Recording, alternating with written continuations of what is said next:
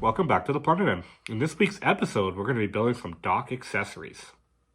So back in the Christmas special, I built a set of docks, and that was kind of a request from the community. They wanted me to do a set of docks on the channel here. And ever since that episode, I really wanted to build some add-ons to those docks. I had the idea of doing some kind of a market or some kind of shop or store that would be on the docks itself, where they would sell fish or whatever, their wares right on the docks. So a lot of commerce was done at that time on those. So I kind of wanted to do that. And then I also wanted to build a larger crane. So I built a smaller crane in the past, but not on this channel actually, but on before this channel. But I wanted to build a larger one, and I figured this would be a good opportunity to do that. As well, I built another set of docks, mainly because this is actually a prize that you can win in the global campaign. If you play the person that plays the most amount of matches in their local game clubs by the end of the campaign, so kind of through the entire campaign, whoever plays the most was going to win a set of docks that I was going to hand build. So I decided to do that, take that a little further, and they're going to be able to win the accessories and the docks. So they're going to get both. Whoever wins, that challenge by the end of the campaign will get all three components. So let's take a look at all the pieces that we're going to be building in this episode. Again, I built another set of docks. We're not going to spend a whole lot on it because they look almost identical to the other set I did on the Christmas special. But let's look at the accessories. So this is the market kind of shop. It's got a back entrance way, maybe you got a longboat or a canoa on there. And then you got your, the front of the shop was the overhang that kind of goes over top of the dock. And so, you can put your cargo in here, some barrels, all sorts of stuff you can play right in here. So that's kind of one piece. Kind of made it like a rustic wood. And I kind of modeled it after when I made the blacksmith's house. I kind of thought that would be a good piece over top of the docks. And that kind of gave me the idea of making this an actual official piece, like in a kind of a shop that I put on there. So that's where that idea came from. So that one is one of the pieces we're going to be building. And then here's the crane. So I kind of got it separated right now, mainly because I'm going to have to ship this at some point. So I'm going to leave it up to the new owner of this crane if they want to decide to glue it. So unfortunately, when you pull this chain, it's it's kind of tippy on here. So I want to make sure that if you want to glue it, you glue it. Otherwise, you can still turn it, right? Right now, you can turn the thing. But I'll leave that up to the person that wins this if they want to do that or not. But here's the two components. We got a little bit of a stone area and a dock and with an overhang that kind of connects to the other docks. It looks similar to the other pieces, so it's all interchangeable. And then here is the crane itself. Let's take a little closer look at that. I got just some jewelry pieces that I got from Michael's. I got a little magnet here to connect all it, and we have a little hook on the end here. So that's our crane here that we're going to be building on this episode as well. And let's just take a quick look at the docks that I completed.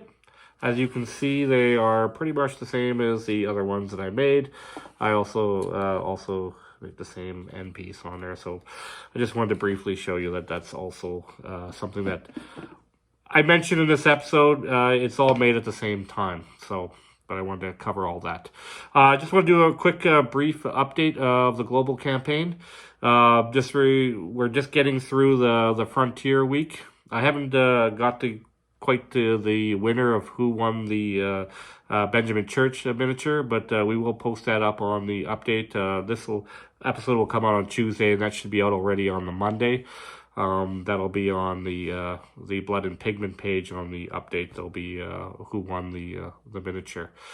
But I just want to mention that on there as well. And then the week that we're in right now will be the Tiny Wars, they call it. So you get double points for playing Oak and Iron. So if you have a copy of Oak and Iron, this is your opportunity to play a whole bunch of games. It's kind of a quicker game, so you could probably get quite a bit more in. So if you do have a copy of that, you can get a lot of points. Now, if you don't have it, you can still play Blood and Plunder. It still counts, but you only get single points instead of the double points. And then, you could play other things by teaching new players or playing in your local club. Those get you also bonus points as well. So remember, you can get around not just playing Oak and Iron, you can do some other things. But I just wanted to give you an update on that. All right, so that's pretty much it. If you guys like what we're doing here on the Plunder Den, make sure you smash that like button and consider subscribing to the Plunder Den and get first-hand information when I start these kind of projects. All right, everyone, let's get down to the table and let's start painting and let's start crafting.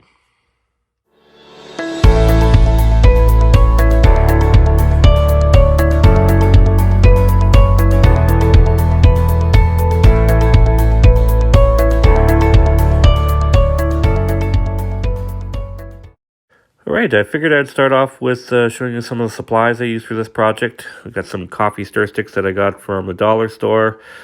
We got some balsa wood that I got on Amazon. These are like a wider popsicle stick that I got from Walmart. I just broke them up to look like shingles and siding for that merchant area. And we got assorted dowels. I got these from Walmart. They actually have really cheap dowels at Walmart, packs of them. Some matchsticks. And we got more balsa wood. Like I said, to go on Amazon, they have all sorts of different shapes and sizes. You can get variety packs and all sorts of stuff. Just wanted to show you the different sizes that I use in this one. And popsicle sticks, you can never have enough of that. I buy them in bulks, like 500 packs. I think I got those from Michael's online store. So now I use my snippers there and break off the ends to give it a rustic look, except for this pile of popsicle sticks, which I plan on using to frame out the docks. I want them to have a flat surface so they glue together properly. So then we got some of these shaped wood pieces. I got those at the dollar store for a couple of bucks. They're coming handy for all sorts of little projects like this. Some insulation foam that we'll need for brickwork. And of course, building the obelisk that the post is going to sit on the crane. So then we got some freaky fabric that I got from the Spirit of Halloween store. I mentioned that in the docks video. I'm using those for fishnets. And then this twine you got from my local hardware store. I think I got those from Home Depot. All right, so they're going to use my hobby knife, texturize my popsicle sticks as I usually do. Popsicle sticks don't have any texture, so you got to add it. And then the dowels themselves, I carve them up a little bit to give them a more timbered look opposed to looking like a dowel. So quite a few dowels here that I had to cut up and texturize. And then, again, those are those little bits of wider popsicle sticks I plan on using for shingles. So here's all our bricks cut out of that insulation foam. And they're ready to be put into the coffee tin. Now, of course, the coffee tin has some rocks in it. I slap all those stones in there, shake it around for about 2 minutes. And you'll have nicely textured stones ready for gluing on the base of this crane.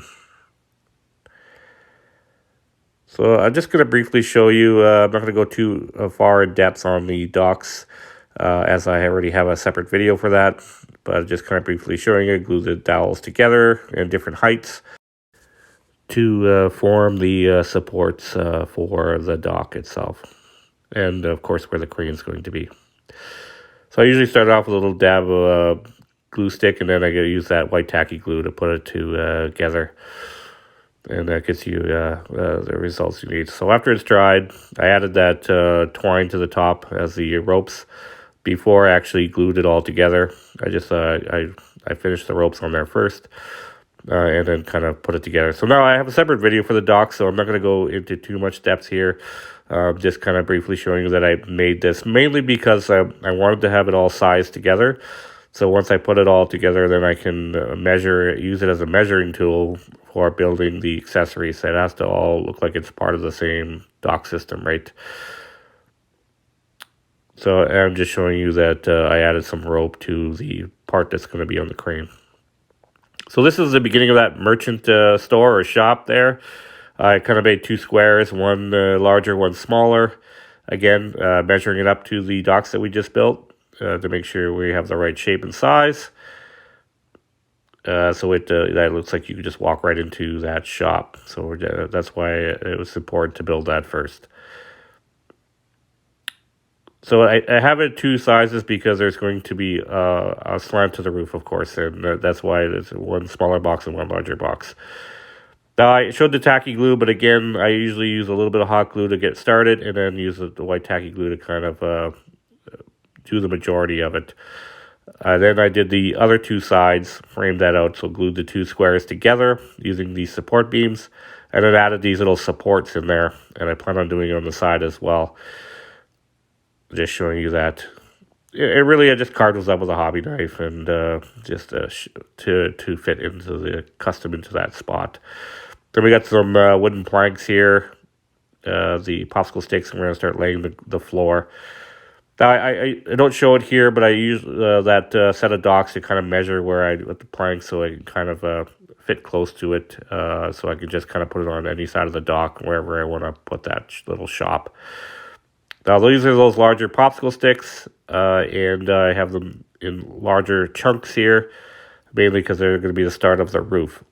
Now, I had kind of left the dowels as a square here, but I'm going to have to sand them down and have a flatter surface, mainly because I want a larger surface for those sticks to sit on, so the roof glues on properly. So I'm just showing you like that.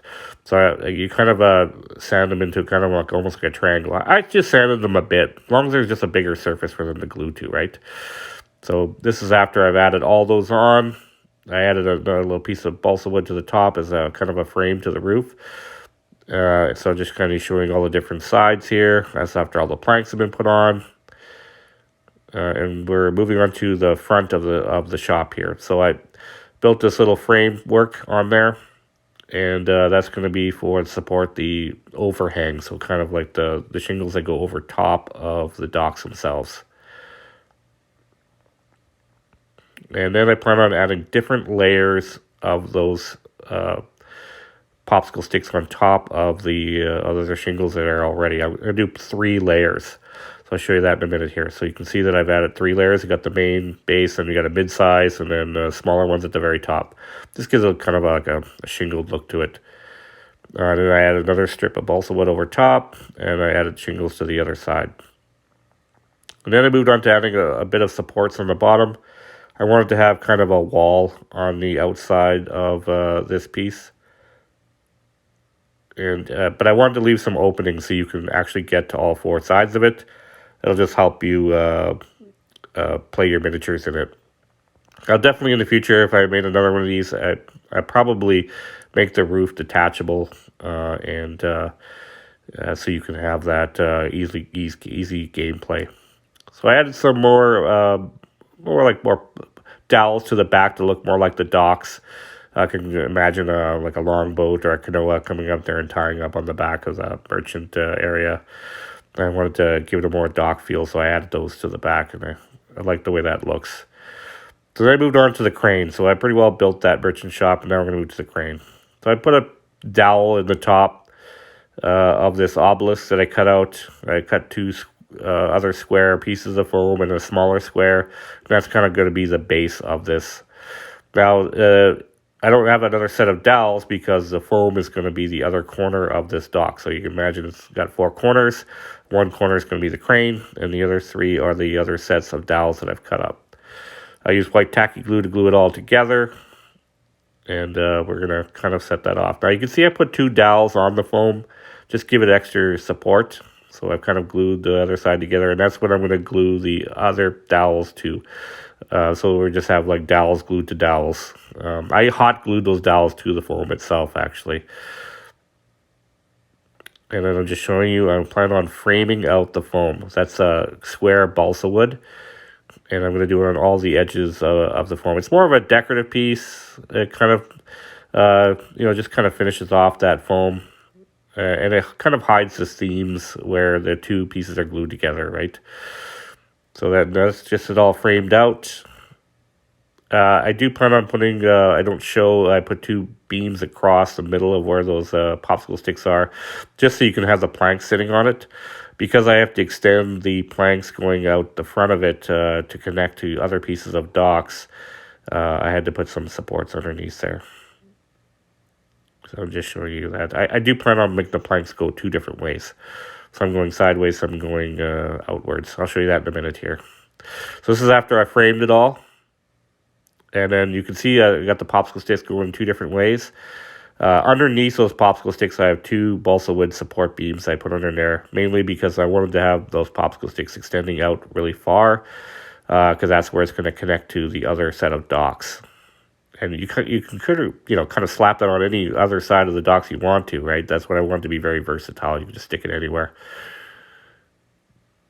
So I'm just showing you how to use a tinfoil ball. You probably could have done this step earlier on. I did it at this point. You can texturalize that, the foam itself earlier on. So there was the framing work I did on the crane. Just a simple design, 2 pieces of balsa wood and then a support beam. I added 2 squares as just kind of a decorative corner, and maybe that's where the chain sits in and stuff like that, just to add a little bit extra to it. So then I use a barbecue skewer and put a hole in there before you stick the dowel in. So you want to make a pre-hole before you put the dowel in, otherwise it kind of just tears your foam up. And really, I only did this for transportation of the crane. As I mentioned in the intro, this is going to be a gift or a prize for the person that wins the game challenge in the campaign. So I want to be able to ship this a little easier, so that's why I made it in separate pieces. I'm going to leave it up to the new owner to decide which way they want to glue it. But that dowel will give a little extra support when they actually slap the glue down on it. So then I did the brickwork. I've shown that in several videos. It's just different size bricks, and I did it in a random assortment. Used white glue to glue them on. I did a little matchstick framing detail at the top there. And it really is just a little added on. I even added some bricks to the bottom. I like to finish the bottom too, so the whole thing is done. So that's pretty well our fabricating is completed. Except for, I forgot the crane here. So we just got some assorted components from the jewelry department at Michael's that I'm going to use to make a makeshift crane pieces here. I got some chain, some magnets, and some hooks and stuff on here. I just used 2 pieces of tweezers to bend open the ends of that chain, and then that's how I connected all these pieces together. I wanted to have a magnet on the end, so just kind of tie up the chain on the one side, and then I have the hook dangling on the other side. Now this is very top heavy. That's why I was planning on gluing the crane to the bottom, but like I said, you have to be able to transport it, so I kind of left it up to the new owner's decision there, which way they want it glued. All right, so then we got the freaky fabric here. I added the white tacky glue to it. This is so I can glue it to the docks, and then I got those little beads that I plan on using for buoys, and I just kind of glue that all on there first. And I know it looks puffy, but once we add that black craft paint on there, that'll actually shrink it down, and it'll condense it, and it'll look proper. So I also plan on doing the stage of all the black paint on everything. So we're at that stage now. We're going to cover everything with our black coat. The only thing I didn't cover was the chain and that hardware. I just left that.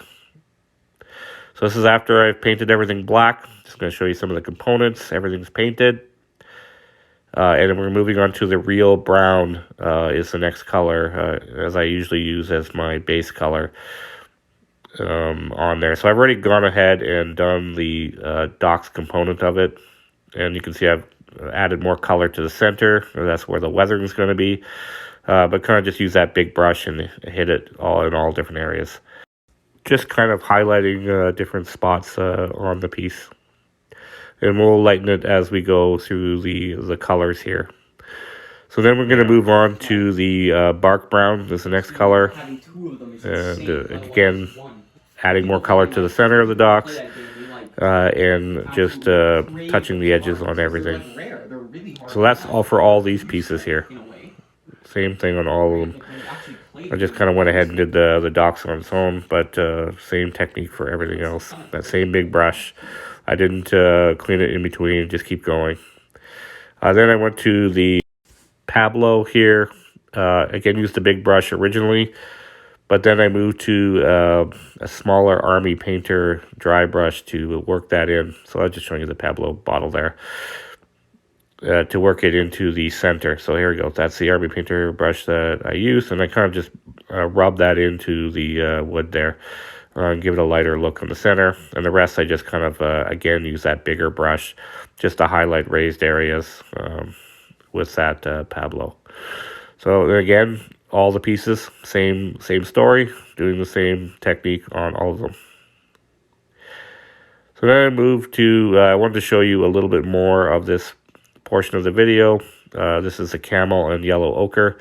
So the camel is going to be kind of in some strategic spots. And I kind of wanted to show you a little bit of that here.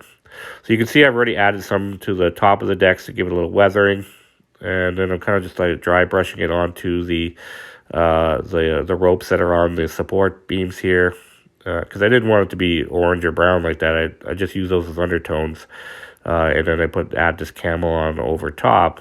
It gives you a lighter color that we're looking for. Of course, we're going to add a few more colors over top of that, which is kind of letting a foundation of it. And then, of course, the stonework, I always start with camo. As after I've done my browns and earth tones, I move to the camo, and we're starting to work the stones in.